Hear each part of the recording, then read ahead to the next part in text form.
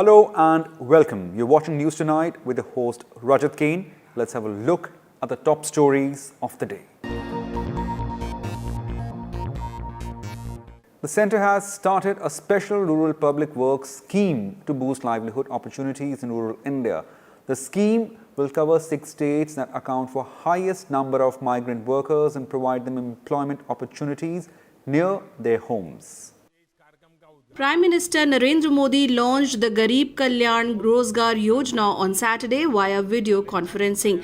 The 50,000 crore rupee scheme aims to empower and provide livelihood opportunities to returnee migrant workers and rural people. The scheme was launched from Telihar village in Bihar's Khagaria district in the presence of Rural Development Minister Narendra Singh Tomar and Bihar Chief Minister Nitish Kumar. आज का दिन बहुत ऐतिहासिक है। आज गरीब के कल्याण के लिए, उसके रोजगार के लिए एक बहुत बड़ा अभियान शुरू हुआ है। ये अभियान समर्पित है हमारे श्रमिक भाई बहनों के लिए, हमारे गांवों में रहने वाले नौजवानों, बहनों, बेटियों के लिए। इनमें से ज्यादातर वो श्रमिक हैं जो लॉकडाउन के दौरान अपने घर वापस लौटे हैं। वो अपनी मेहनत और हुनर से अपने गांव के विकास के लिए कुछ करना चाहते हैं। वो जब तक अपने गांव में है, अपने गांव को आगे बढ़ाना चाहते हैं, अपने गांव को कुछ देना चाहते हैं। लोगों के मन में ये भाव हमने देखा कि लोग बाहर में जो कष्ट झेले हैं, अब उनकी इच्छा है नहीं, उनको लगता है कि हमें राज्य में ही काम मिले, हम राज्य में ही रहना चाहते हैं। और हम लोगों को भी लगा कि किसी को मजबूरी में नहीं जाना पड़े। जो केंद्र सरकार ने शुरू कर दिया गरीब कल्याण रोजगार अभियान, ये बहुत ही लोगों के लिए राहत पहुंचाने वाली योजना है। और आप लोगों ने ये तय कर लिया कि जिस जिले में, किसी भी राज्य के जिस जिले में बाहर से काम करने वाले 25,000 और उससे अधिक लोग आए हैं, उन जिलों का चयन आप लोग ये किया गया है। During the launch, Prime Minister Modi spoke to people who were forced to return to their villages due to the pandemic. He said that this scheme will turn the coronavirus challenge into an opportunity by enabling proper utilization of the skill and strength. मजदूर लोग जो थे और श्रीमान के द्वारा जो अच्छे व्यवस्था से गांव तक पहुंचाए और विद्यालय में जो क्वारंटाइन सेंटर बना के रखा गया, उसके लिए हमारे गांव के तमाम मजदूर और हम ग्राम पंचायत की ओर से श्रीमान का पुनः फिर एक बार मैं धन्यवाद करना चाहता हूं। मकान में काम करते थे, टाइल लगाने का और प्लास्टर करने का, चुनाई करने का, यही सब काम था हमारा। तो कितने साल से गुड़गांव में थे? गुड़गांव में थे हम मारुति कंपनी में 12 साल से। अच्छा, देखिए अब ये जो योजना लागू हो रही है ना, इसके कारण तो गांव में मजदूर कम पड़ जाएंगे। इतना काम करना है मुझे, और आप तो राजमिस्त्री हैं, तो आपके लिए तो ढेर सारा काम है।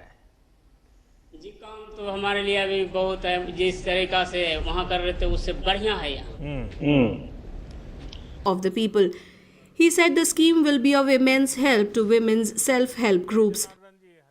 The scheme will cover 116 districts across 6 states: Bihar, Uttar Pradesh, Madhya Pradesh, Rajasthan, Jharkhand and Odisha. The 125-day campaign will be implemented in mission mode. The scheme is to be operationalized through common service centers and Krishi Vigyan Kendras. Focus will be on 25 different types of works to provide employment and create infrastructure in rural areas. देश आपकी भावनाओं को भी समझता है और आपकी जरूरतों को भी समझता है। आज खगड़िया से शुरू हो रहा यह गरीब कल्याण रोजगार अभियान इसी भावना, इसी जरूरत को पूरा करने का एक बहुत बड़ा माध्यम है। बिहार, उत्तर प्रदेश, झारखंड, ओडिशा, मध्य प्रदेश और राजस्थान, इन 6 राज्यों के 116 जिलों में ये अभियान पूरे जोर शोर से चलाया जाएगा। हमारा प्रयास है कि इस अभियान के जरिए श्रमिकों और कामगारों को घर के पास ही काम दिया जाए। Prime Minister Modi also called upon rural workers to take all necessary precautions while going to work. He praised villages' handling of the coronavirus pandemic, saying it is a lesson for people living in cities. Bureau Report, Rajya Sabha TV. Another steep rise in numbers of COVID-19 cases in India has pushed total tally to close to 4 lakh cases. Here are the details. India recorded 14,516 COVID-19 infections in a single day on Friday. This is the highest ever jump in one day and the first time that per day cases crossed 14,000.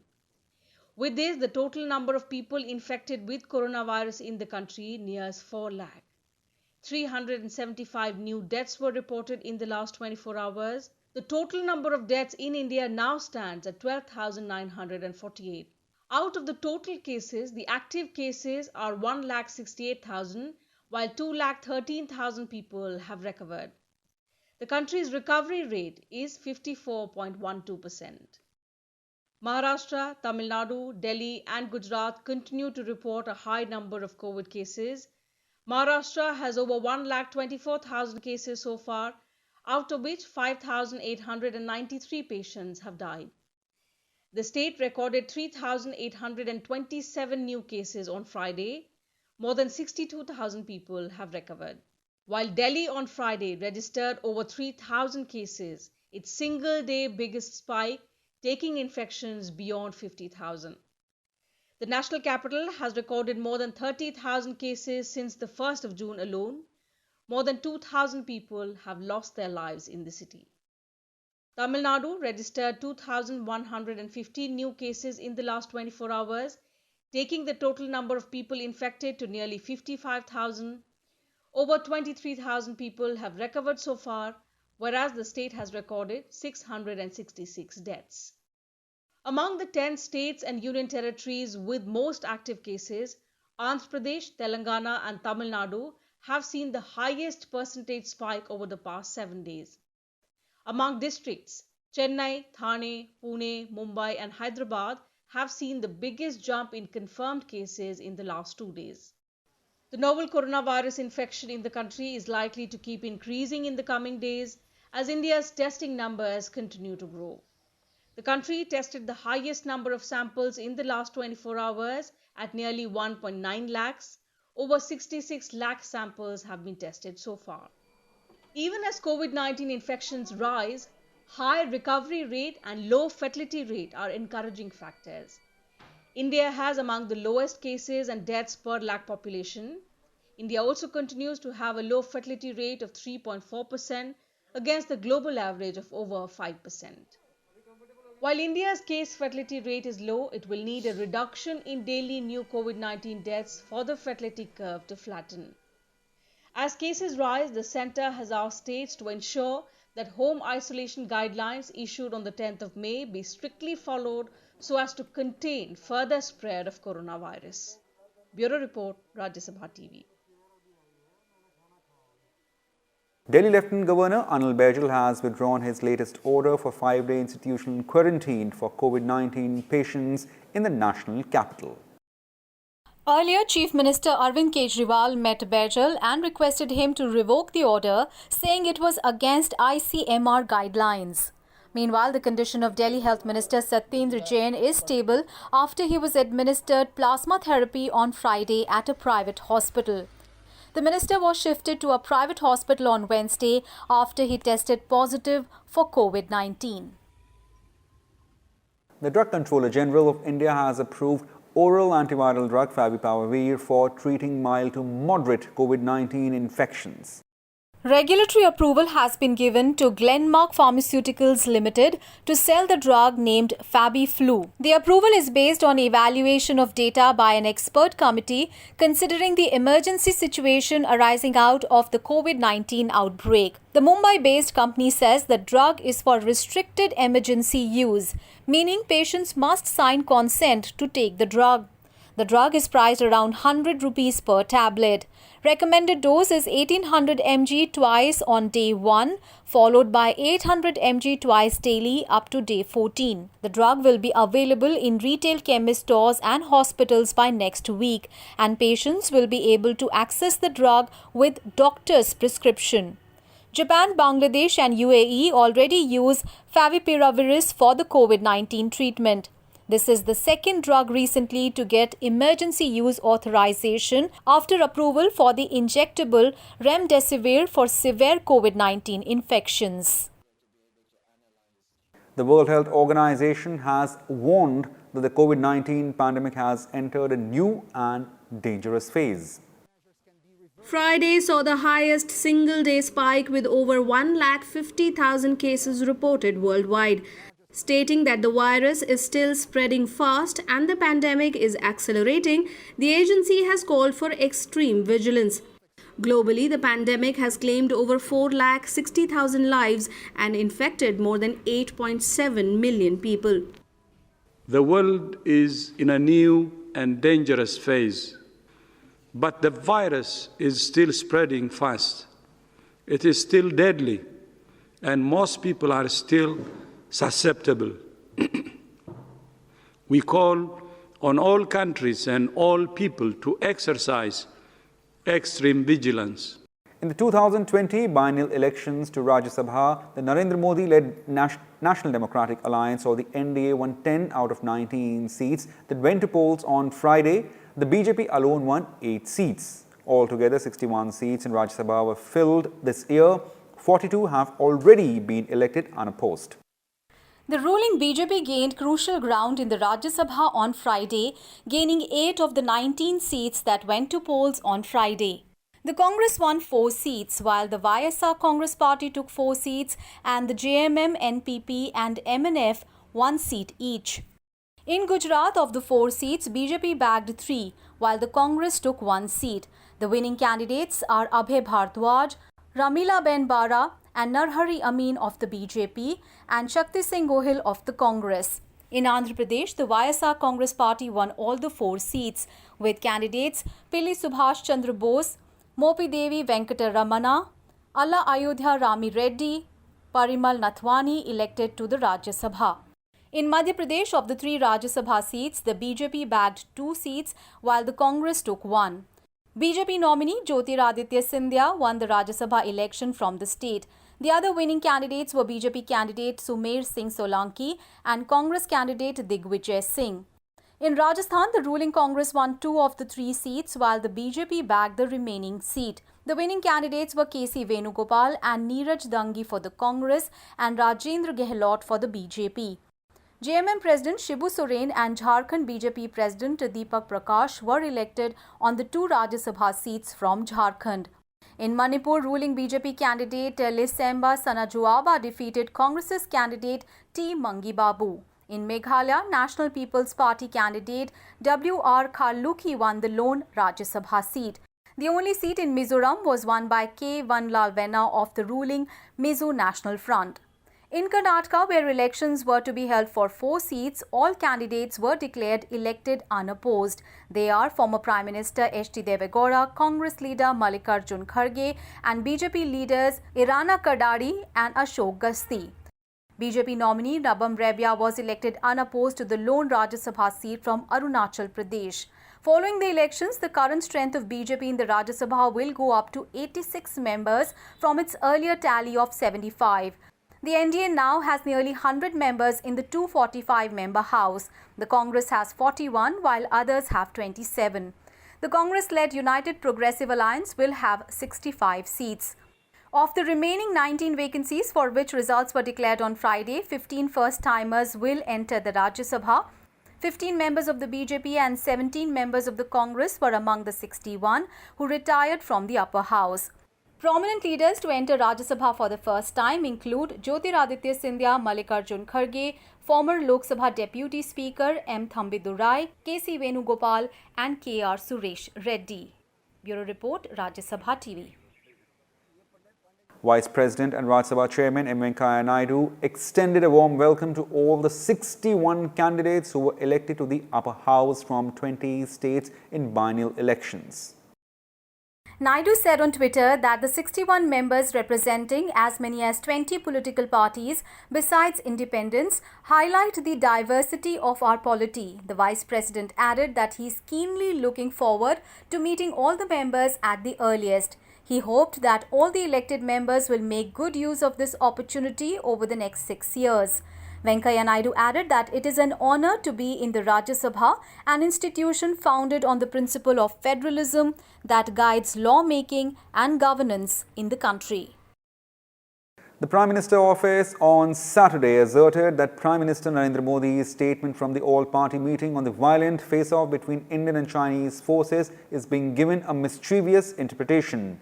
It said that the Prime Minister's remarks that there was no Chinese intrusion into India was a consequence of action taken by the Indian Army personnel, including those who were killed during violent face-off with Chinese forces earlier this week. In a statement released on Saturday, the Prime Minister's office termed as unfortunate the unnecessary controversy being raked up over the Prime Minister's remarks. The statement read, Prime Minister Narendra Modi was clear that India would respond firmly to any attempts to transgress the line of actual control. In fact, he specifically emphasized that in contrast to the past neglect of such challenges, Indian forces now decisively counter any violations of the LAC. Unhe rokte hain, unhe tokte hain. The PMO statement further said the Prime Minister's remarks at the all-party meet had a specific context, which was the 15 June incidents at the Galwan Valley that led to the loss of lives of 20 Indian military personnel. It said the words of the Prime Minister, those who tried to transgress our land were taught a befitting lesson by our brave sons of soil, summed up the ethos and values of our armed forces. The Prime Minister further emphasized that our armed forces will leave no stone unturned to protect our borders. The statement added that what is Indian territory is clear from the map of India.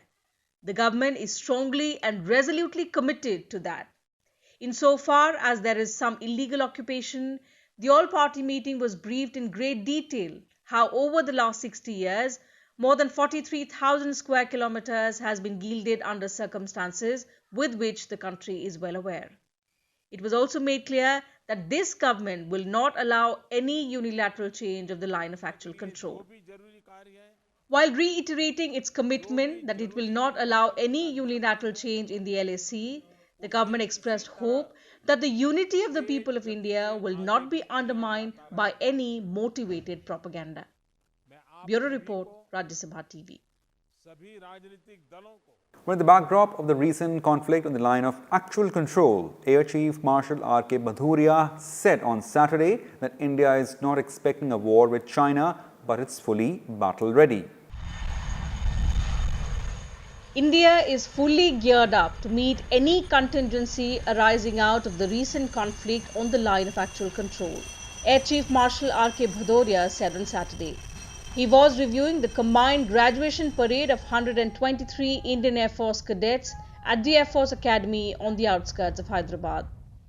It should be very clear that we are well prepared and suitably deployed to respond to any contingency.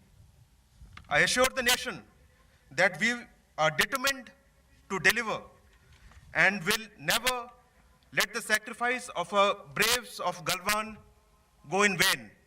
The statement from the Air Chief Marshal comes after his visit to Ladakh, where 20 Indian soldiers lost their lives in a violent face-off with Chinese troops. On Friday, Prime Minister Narendra Modi had also asserted that our armed forces will leave no stone unturned to protect our borders, and India will not allow any unilateral change in the status quo of the line of actual control. The predominant sentiment at the all-party meeting convened by the Prime Minister was also of unequivocal support to the government and the armed forces. हमने जहां एक तरफ सेना को अपने स्तर पर उचित कदम उठाने की छूट दी है, वहीं दूसरी तरफ डिप्लोमेटिक माध्यमों से भी चीन को अपनी बात दो टूक स्पष्ट कर दी है। भारत पीस और फ्रेंडशिप चाहता है, लेकिन अपनी सॉवरेनिटी की रक्षा हमारे लिए सर्वोपरि है।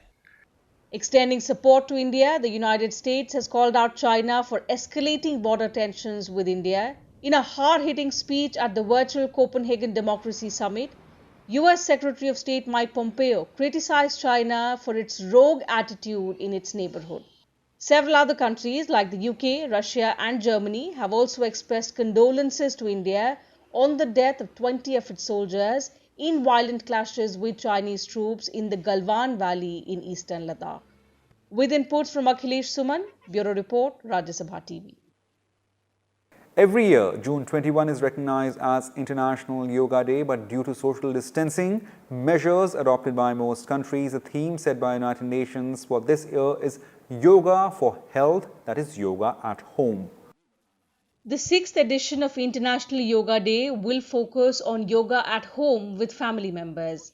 During his latest Mann Ki Baat on the 31st of May, Prime Minister Narendra Modi had launched an event, My Life, My Yoga, in which he encouraged people to stay active and fit during the coronavirus lockdown. Ayush Minister Shripad Yesso Nayak has also urged people to participate in Yoga Day from their homes, as this year no public congregation has been planned due to the COVID-19 pandemic. In light of this, the Ministry of Ayush has organized a trainer-led yoga session which will be telecast on Doordarshan on the 21st of June at 6:30 am. This year's International Day of Yoga aims to highlight the health-building and stress-relieving aspects of yoga. The first Yoga Day was celebrated in 2015 after its inception in the United Nations General Assembly in 2014. Vice President Venkaiah Naidu has said yoga can play an important role in holistic development of an individual. In an article written for a leading publication, the Vice President said that the ancient Indian discipline of yoga has acquired immense popularity globally in recent decades. He said that yoga can be used as an effective tool to significantly improve mental as well as physical well-being of an individual. He says, and I quote, "Yoga, which means to join or unite, basically seeks to bring about a harmonious union of the mind and body. It is a science that emphasizes balance, poise, grace, equanimity, peace and harmony. It is a promising recipe for alleviating the impact of the current stressful times." Talking about Prime Minister Modi's proposal in 2014 to the United Nations to adopt an International Day of Yoga, the Vice President said that Prime Minister Modi had succinctly summed up the importance of yoga to the world body. Naidu said that India's proposal was endorsed by 175 nations, and the UN, in a resolution on December 11, 2014, declared June 21st as the International Day of Yoga. Venkaiah Naidu also urged that individuals and countries must make difficult choices in present times, balancing lives and livelihoods, lockdown and unlocking, as well as isolation and communication, forced sedentary lifestyle and the need to be healthy. Pointing out the benefits of yoga, the Vice President said it can be an effective antidote to the high level of stress that the pandemic has induced into our lives. He said, and I quote, "Yoga is a science of physical well-being in which structured exercises that can be practiced at home have proved to be highly beneficial. It has also a certain calming effect on our turbulent emotions. It is also an approach to life which celebrates balance, not swinging to extreme positions, but appreciating the subtle nuances of movement of limbs to maintain poise and grace." Reiterating that yoga is a meaningful and effective way to deal with isolation and uncertainty, the Vice President has urged all members in a family to start practicing it.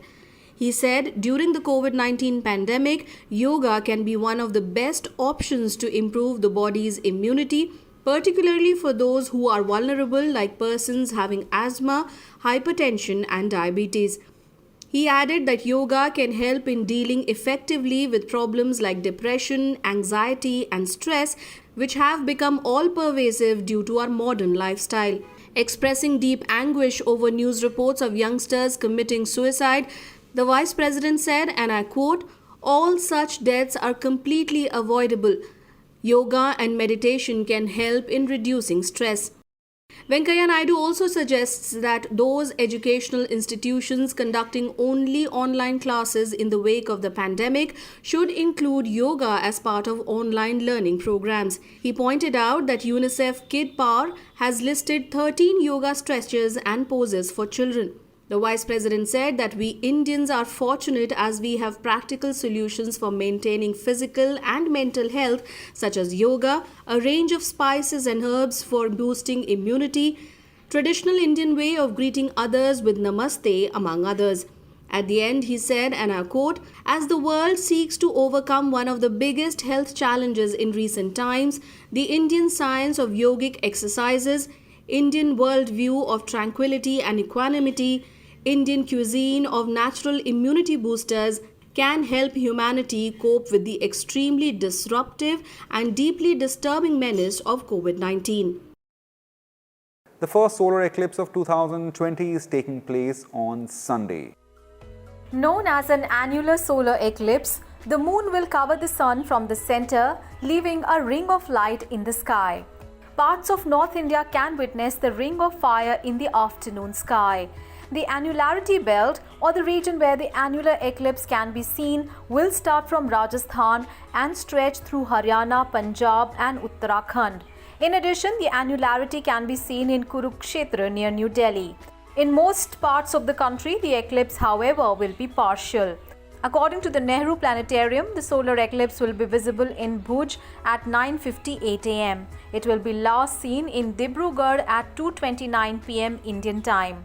The ring of fire will be best seen just for a minute from 11:49 am to 11:50 am. Apart from India, the eclipse will be visible in Central Africa, Southern Arabian Peninsula, Pakistan and South Central China. The next solar eclipse will be visible on 14th of December in India. Experts warn that directly watching the eclipse can damage the retina. They recommend using cardboard eclipse glasses available in the market or using a film sheet to watch the eclipse. Glasses or the filter should meet the ISO 12312 international safety standards. Even for watching or recording the eclipse through a camera, telescope or binoculars, one needs to fit a solar filter at the end of the lens. Well, that's it in News Tonight. Keep watching Sabha TV for more national and international news coverage. Thanks for watching Sabha TV. Good night.